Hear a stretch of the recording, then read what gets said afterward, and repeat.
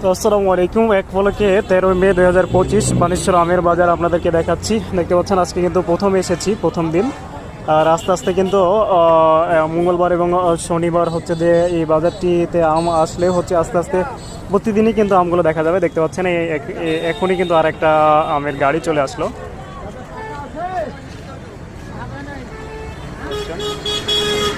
তো আপনারা অবশ্যই আমগুলো নেওয়ার জন্য অনলাইনে অবশ্যই নক দিবেন, আর হচ্ছে যে হোয়াটসঅ্যাপ ইমো লিঙ্কে কিন্তু আপনারা নক দিতে পারেন। তাছাড়া জাতের আমগুলো খাওয়ার জন্য কিন্তু আপনারা যোগাযোগ করতে পারেন।